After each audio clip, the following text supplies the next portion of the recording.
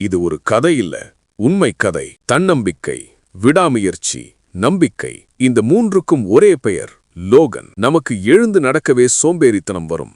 ஆனா நடக்கவே முடியாதுன்னு டாக்டர்கள் தீர்ப்பு சொன்ன வாழ்க்கையிலிருந்து எழுந்து ஓட வச்சவர் இந்த லோகன். சின்ன வயசிலேயே மூளை தட்டுப்பாடு நோய்.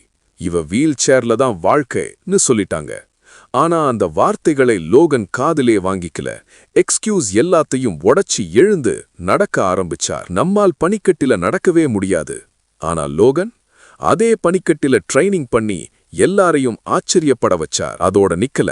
42 கிலோமீட்டர் மாரத்தான், தினமும் 10 கிலோமீட்டர் பயிற்சி. ஷூ கிழிஞ்சு போச்சு.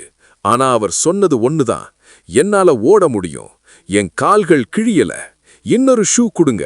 விழுந்தார், மூச்சு வாங்கினார், ஆனா பின் வாங்கல. அம்மா சொன்னாங்க, போதும் மகனே, நீ ஏற்கனவே நிரூபிச்சிட்ட. ஆனா லோகன் சொன்னார், நான் நிறுத்த மாட்டேன். அந்த விடாமுயற்சியோட 42 கிலோமீட்டர் ஓடி முடிச்சார். அவர் அவருக்காக மட்டும் ஓடல, நமக்காக ஓடினார். எந்த தடை வந்தாலும் நிறுத்தாதீங்க, எழுந்து ஓடுங்க. லோகனின் விடாமுயற்சி பற்றி நீங்க என்ன நினைக்கிறீங்க? கமெண்ட்ல சொல்லுங்க.